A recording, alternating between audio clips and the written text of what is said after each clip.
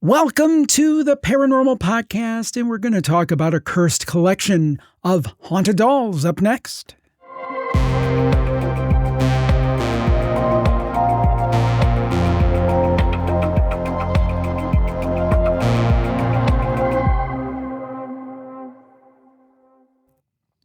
Welcome to the Paranormal Podcast. I am Jim Harold and so glad to be with you today. And I can think of few things that are quite as creepy as haunted dolls. And we've got a great guest to talk about. There's a recent book out called A Cursed Collection of Haunted Dolls. And we have the author with us, Fiona Dodwell, and we're so glad to have her with us. Fiona, calling in today from the UK, is a freelance journalist and author who has been passionate about the paranormal for many years. She's studied demonology, applied paranormal research, exorcism, and theology. She's also the author of several fictional paranormal titles, and in addition, she has done this nonfiction book about cursed dolls. She has studied haunted dolls more than any other subject in recent years and finds the idea of objects being inspirited absolutely fascinating. And we're so glad to have her with us. Fiona, thank you for joining us. I know we had some technical issues. We tried to do this a couple months ago. A little bit of tech issues today. I think we got sorted out. I don't know. Should we blame Harry the Haunted Doll or should we just blame Zoom? What do you think? Could be a bit of both, but hopefully third time lucky. Yeah, I think so. I can already tell a difference. So thumbs up. Now, Harry, if folks aren't familiar, that's a doll that you've been in possession of. And Dar wanted me to say, you can say hello to Harry, but she doesn't want to have any further interaction with us. But let's start out. Tell us about Harry the doll. Yeah, so I own a clown doll called Knock Knock Harry. And basically he came into my possession during the time that I was writing the book. Because as I was writing, I was getting in touch with people from all over the world who had experienced owning haunted objects. And I got in touch with these two sisters, and they nicknamed themselves the Supernatural Sisters, and they study haunted objects like I do. And they reached out to me and they said, we own a clown doll, and he's got a spirit attached, and there's lots of energy around him. And they basically said to me, did I want to adopt Harry so that I could have these experiences for myself, and it would really help aid my research and have some like personal experiences of my own while I was writing the book. So I was really excited about that, and I agreed. And of course, I didn't know at the time what would happen, if anything. But I've had some really interesting experiences with him, and it's really helped validate the reality of objects that can be haunted. So it's been amazing. Well, you have some haunted dolls behind us, or dolls at least. Let's take a look and pan up and see them. Ooh, scary, scary. Yeah, wow, that's pretty cool.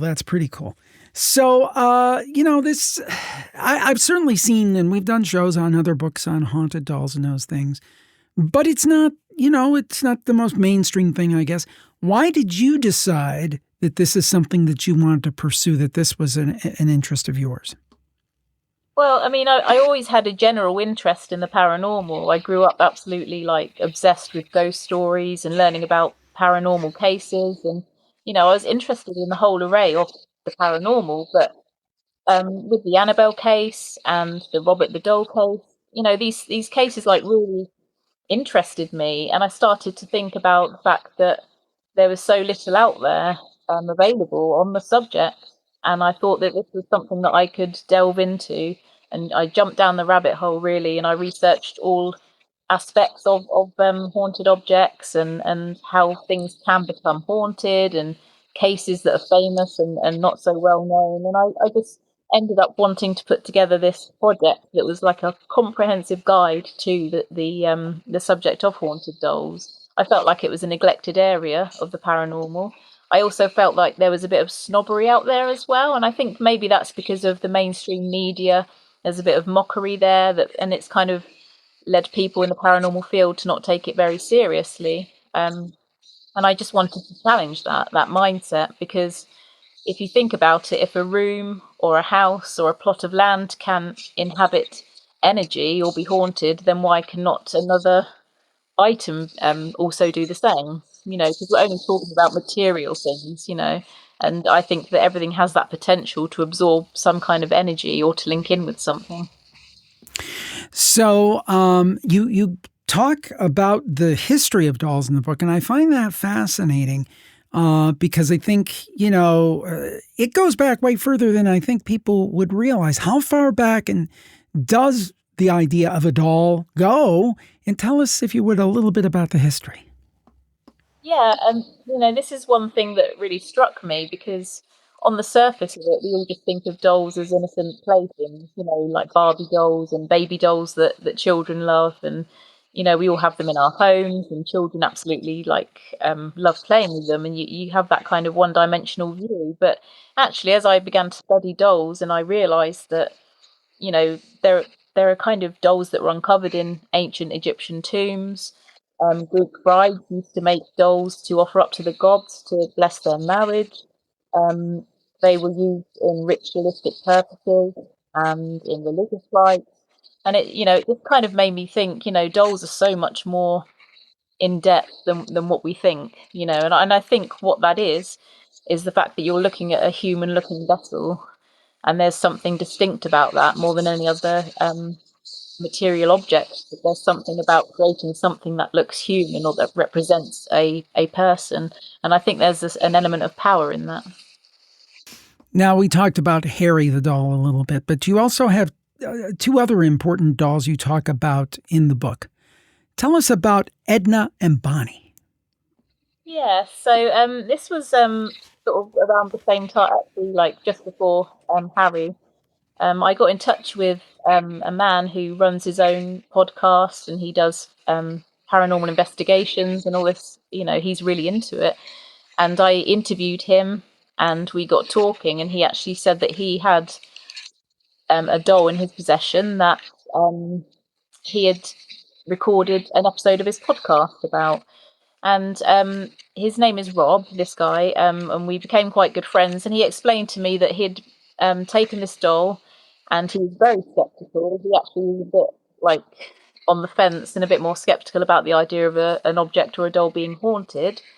But he decided to sort of just do it as an experiment. He took this doll called Edna, and he spent 2 nights in a hotel room with this doll, literally just to record lots of audio, do lots of experiments.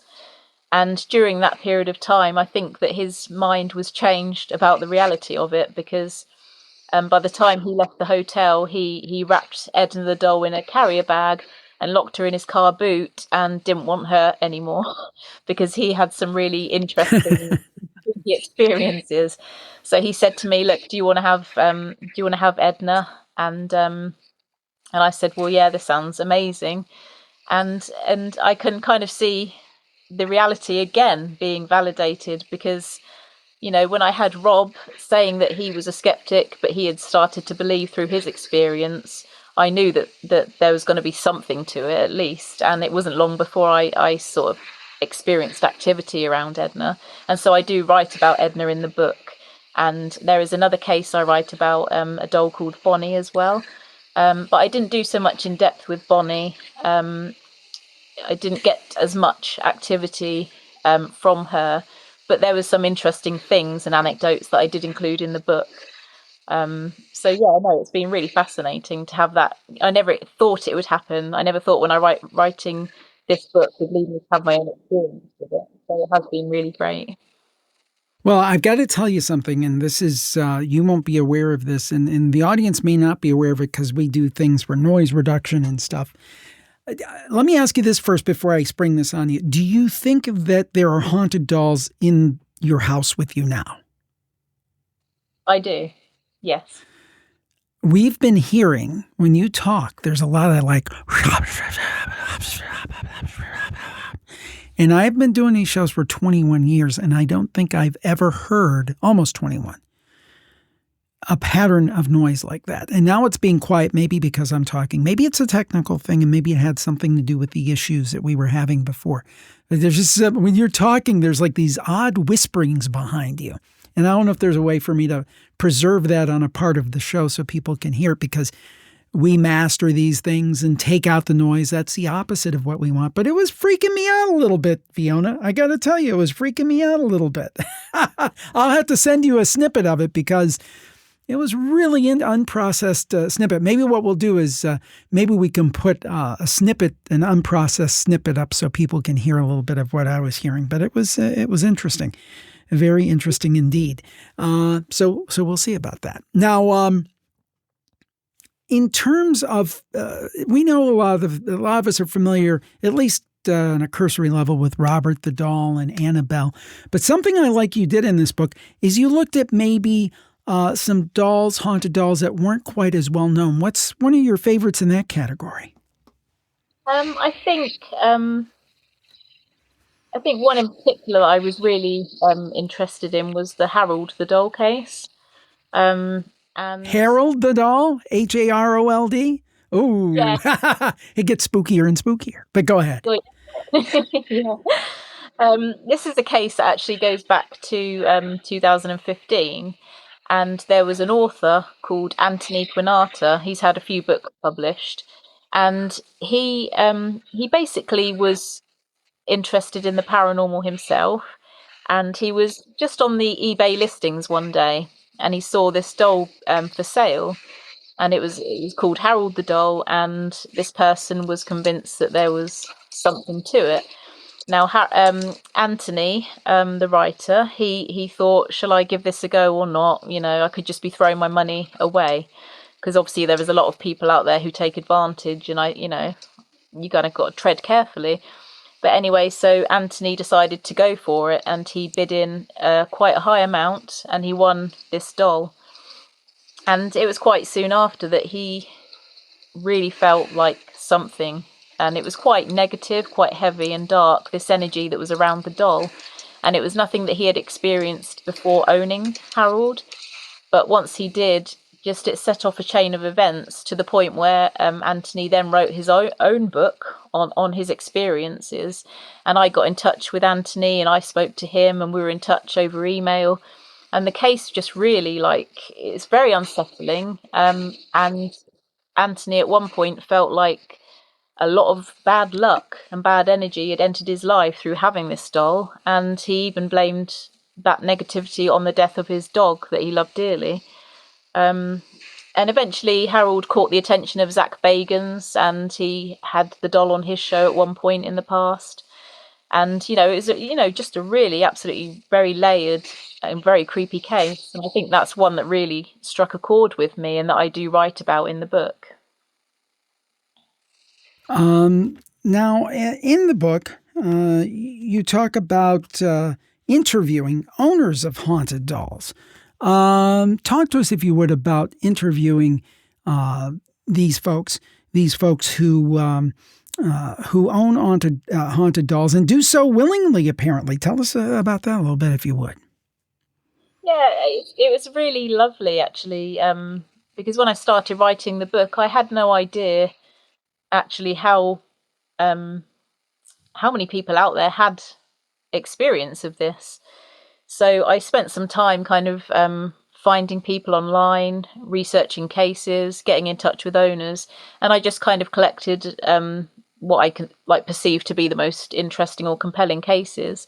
And I interviewed the owners, and I included them in the book because I thought that there would be something really valuable instead of me just kind of writing chapter and chapter about cases, actually getting it from the source, from people who have this in their lives and who experience it. And you're quite right, there are people who want this in their life, that they're almost like an addiction, that they have this addiction to the paranormal and they want it, and they seek these things out, sometimes even negative energy, that they're braver than I am, but they're happy to experience it. So there are elements of that. There are individuals who invite that into their life. And on the other side of that, there are people who were unsuspecting victims in a way. You go into a charity store or a market and you pick up a vintage item and you have no idea that actually something could potentially be attached. And this has been the reality for some people that I spoke to. So if folks want to maybe get a historic doll or an older doll or something like that, how can they make sure it's not haunted? Or is that something you can even do? How can you tell if a doll is haunted? I think the main thing is you have to go in with realistic expectations and an open mind.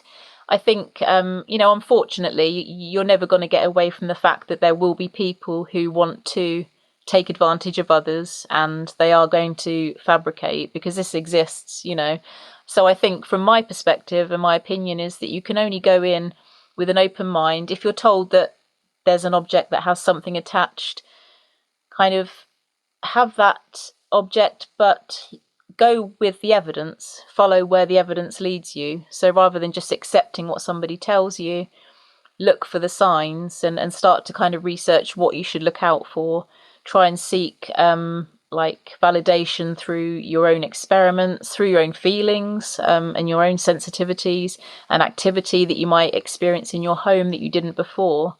So, I mean, there will be people out there that will have very interesting cases, very interesting stories and histories behind dolls. But I think the truth is, until you can kind of have some time to validate that yourself, you will never know for sure. And that was the approach I took with Knock Knock Harry and Edna.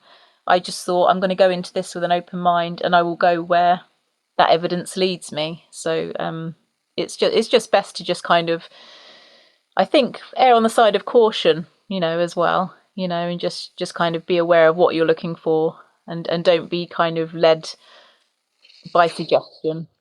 Try and face it with a blank canvas and see what appears, what happens, and then go from there. So I have to tell everybody, speaking of going where the evidence leads you, I think I found the culprit. While you were talking, I hit mute on my mic, and I think somehow my sound from my mic when it's quiet is feeding back and really making these really eerie noises. So I think it's more physics than it is paranormal. So we always do want to go where the evidence leads, and if something's paranormal, hey, we're there. If something's a noisy mic, then we go there too.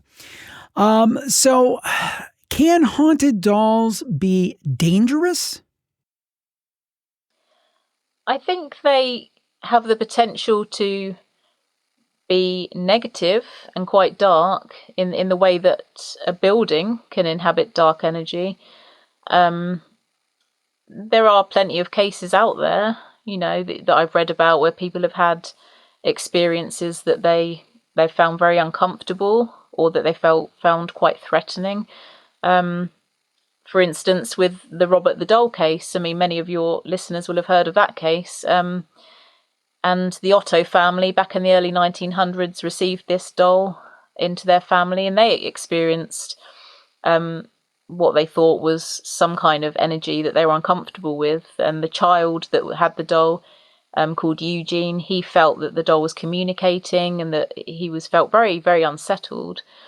And Robert's become known now as a bit of a cursed doll because of the energy that he gives off. So at the moment, he is in a museum in Florida. And the interesting thing is, even to this day, the museum staff say they receive letters from the public of apology saying, they've seen and come and visited Robert on his display, and they've had negative experiences after. They feel like they might have disrespected him.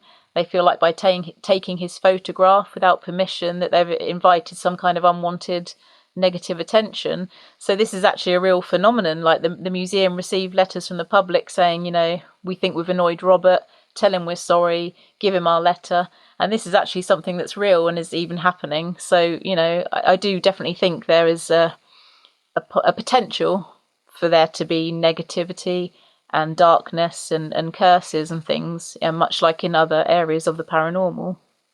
And I think that's a case that has become so well known in the public view that it's been kind of cartoonized, but is very real. We got to interview David Sloan, he calls himself the caretaker of Robert the Doll, who works down there. And his stories and his thought process of what went behind that were absolutely amazing. And after you listen and watch this show, go back and see that episode, because that was an interesting discussion of Robert the Doll. Has a haunted doll ever frightened you? I think in terms of personally, like in my own home, there has been a couple of instances where I felt unnerved and certainly felt a bit creeped out. Um, so I have had that. I've had that experience where there's been like an activity that's been unexpected, and that's just by nature because it's not something I thought was going to happen, or it just came out of nowhere. Then that is something that was creepy to me and that kind of frightened me in the moment. But I don't necessarily think the dolls I have in my possession are anything like evil or really bad. I think that paranormal activity by its nature can just be perceived as frightening because it's often catches you unawares, and it kind of unleashes activity that you're not always prepared for. So on a personal level, I have. And in terms of the wider cases that I studied for the book, I think one of the cases that probably that most unsettled me was the Peggy the doll case, that made headlines in the UK in 2015, because there was a lot of things unfolding around that case, and the the studies that were done around her by Jane Harris, who is one of the presenters of Help My House is Haunted in the UK. She did a lot of investigation, and she came away convinced that Peggy was inhabited by something, and something quite dark. And the original owner didn't even want Peggy in the house. She had had her locked in a shed. She didn't want any connection to her. And Jane had to come in and remove the doll and do her own investigation and come to that conclusion that there was something quite dark and unnerving there. Eventually, Zach Bacon stepped in because of his museum, and he, I think, has now Peggy the doll in his museum. And there's a lot of interesting phenomena around Peggy, to the point where in the press here in the UK, there were people writing in saying that even just by looking at Peggy's photo in an article or a newspaper was making them feel quite ill, and they felt like a palpable effect from her. And it wasn't just one or two; it was actually quite a number of people felt affected by her. So that was something. I thought it was quite a scary case, and it's one that I followed closely and was actually one that inspired me the most to study the subject. So let me ask you this. Is there something about the form of a doll? It's a human form. Is it something that maybe in some way attracts spirits, whether they be benevolent, neutral, or malevolent? Is it something where they feel they can inhabit it, maybe in a little bit of a sneaky form, because it is a human figure, so it's kind of like a vessel? Is that part of the picture, do you think? I do. I do believe that. I think that if energy is able to attach itself to an object or to something material, then in a way it makes sense that it would link in with something distinctly human looking. And the fact that many people look at dolls in a maternal way, like children, children that have dolls, that they kind of mother them, they're affectionate with them, they superimpose this personality onto them. And even adults that collect them, people put a lot of emotion into dolls, and I think there is something about the craft of creating something human looking, that kind of draws that energy to it, I think, in a way. I mean, if I was a spirit and I was able to link into an object because I wanted to have that physical link to something, it would make sense, I believe, to have that humanness around me than any other object I could think of. Maybe a spirit that is disembodied feels like compelled to, in a way, link in with something human. Is there ever been a case where someone felt that they have been possessed in some way by the spirit within a human doll, or a haunted doll, like it's jumped from the doll to the person in some way? I've not directly heard of that happening specifically.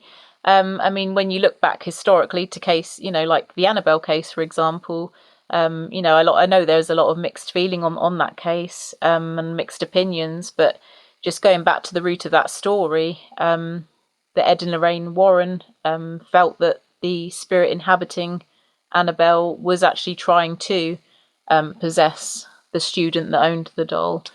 So I think there are, it certainly probably exists out there.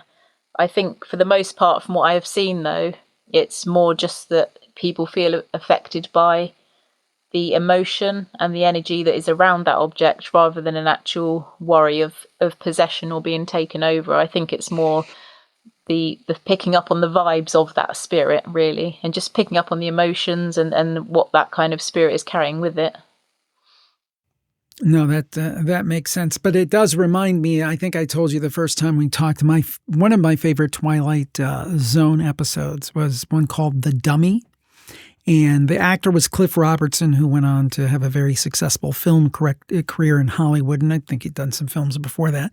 But the premise was he was a down on his luck ventriloquist, and he had this doll, and the doll's name was Willie. And when people weren't around, Willie would talk to him. But then everybody thought he was, had some kind of mental issue or something.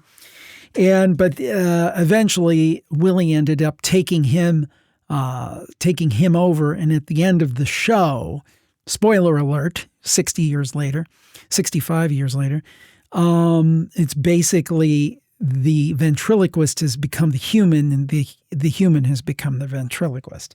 So something from popular entertainment. I love that one. Have you ever seen that one? I've not seen that one, actually, and I'm going to have to see it. Yeah, the Twilight Zone, the episode name is The Dummy. It's a great one. One of my favorites. And there's actually multiple ones. There's another Twilight Zone, Talking Tina. Have you seen that one? Seen that one, yeah, very good. Yes, I'm Talking Tina and I want to kill you. It's like, oh. And for TV buffs, the guy who played the heavy in that, the guy that Talking Tina wanted to do away with, was Telly Savalas, who went on to become Kojak. But anyhow, enough of Twilight Zone trivia. We love stories on this show. Do you have another story you'd like to share with us about a haunted doll incident, something like that? Okay, so there is one very unique case that I came across. And it was about a doll called Okiku. And I hope I'm pronouncing that right, because I've heard it said differently. But my understanding is the doll was called Okiku, and it's a case that was in Japan many years ago. So there was a family that had a young daughter, and she absolutely loved her doll. She cherished it. She, as many children do, she loved this doll. She took it everywhere with her, and it meant a lot to her. And unfortunately, the story goes, this account says that the child became very ill and she sadly passed away. The details are a bit vague on what illness she had, but she did become very ill and nothing could be done, and she did pass away. And the parents, wanting to honour and remember their daughter, set up a kind of like, I guess you'd say like a small little tribute or a shrine in their home, where they kept frame pictures and different things belonging to their lost daughter, including the doll. And after a while, this really strange phenomenon started happening, where the mother and father began to notice that the doll's hair was growing slightly longer. And at first they questioned, actually, are we just imagining it? This can't be happening. It just must be us, as you would just sort of think it couldn't be real. But over time, they, every now and then they would notice the doll's hair getting longer. And eventually, as the parents grew older, they thought there's something about this doll, and it could be something that our daughter's making happen, or some kind of paranormal energy around this doll. But because it was precious to them, because it had belonged to their daughter, they actually didn't want to just kind of disregard this item. In their old age, they donated the doll to a temple with monks who agreed to keep it in their possession, and they placed it on a shelf in the premises. And eventually the monks began to say they noticed it too. Eventually the doll's hair was getting much longer and longer, and it just by like explanation, but they verified it themselves anyway, that they were seeing this happen. And it was never really something that was explained or understood, but because of the link with the young child that had passed away and how special that doll was, it was kind of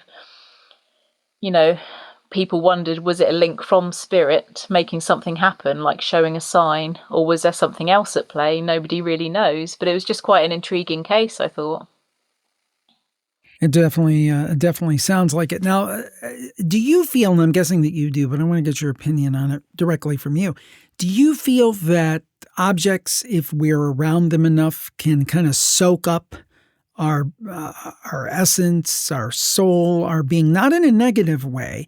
I'll give you an example, and I've used this many times on the show. My grandfather, who died many years ago when I was a little boy, I have a pocket knife that belonged to him, and I pick up that pocket knife and I almost, feel him in a way. Now, again, people could say that's psychological, that's nostalgia, whatever. But do you think that our essence in some ways can rub off on objects that we have a lot of contact with? What do you think about that idea? I do think that that's absolutely the case, and I think it can and does happen. And I think it could actually be the explanation for some of the objects in people's possession that have felt like they're haunted. I think people are around an item, like, say, for example, a family heirloom or a precious piece of jewelry, a wedding ring, or something that people are around a lot. I do think that our energy and the environment and the emotions can actually impact an object. And it wouldn't surprise me really that the kind of some of the energy attached is due to people around it and it absorbing that from us. And it makes sense to me that that would happen. And I think it's much the same like the theory, the stone tape theory, where we think that rooms have absorbed, the walls themselves can absorb like events and very significant emotions and things like that. I think if it can happen in a room, then again, it can happen with something like a piece of precious jewelry or furniture that's been around, and a doll, anything like that. I do think that we're constantly giving out energy, and I think it would be naive to think that our environment around us isn't kind of absorbing and linking into that somehow. Well, I agree with it. And Fiona's wisdom is why I think you should check out A Cursed Collection of Haunted Dolls. You see the picture of the book there, from real life to literature and movies. And we didn't even get into the part where you talk about literature and movies. But certainly I think people should pick up the book and read for themselves. Fiona, where can people find the book and connect to each and everything you do? Okay, so the book is available in paperback and ebook formats, and you'll be able to find it on Amazon, and most great bookshops in your high street should be able to have a copy in or get a copy in for you. So it's widely available. And yeah, I would love to hear from people actually, if anyone has had the experience with the doll themselves, that they're happy to share their story. I'm always on the lookout for more because I am working on another book now at the moment. So it'd be great to hear from some of your listeners if they have stories of their own. I am on Instagram under Fiona Dodwell, and I'm on Twitter and Facebook, so I'm happy for people to reach out. Well, I certainly hope people pay attention to everything you're doing, get the book, follow you on Instagram and so forth, and we look forward to having you back again to talk about that next book. Fiona Dodwell, thank you for joining us. I hope everybody checks out A Cursed Collection of Haunted Dolls. Thank you again today. Thank you. And thank you for tuning in to the program. We appreciate it. And may your dolls not be haunted unless you want them to be, If you enjoyed this show, please go ahead and join us on the YouTube channel. Make sure that you subscribe to it and you hit the like button. That really helps us a lot. We need your help in that regard. Join our virtual campfire community. It's absolutely free. virtualcampfiregroup.com. virtualcampfiregroup.com. That's absolutely free. People are absolutely loving that. We will talk to you next time. Have a great week, everybody. Stay safe and stay spooky. Bye-bye.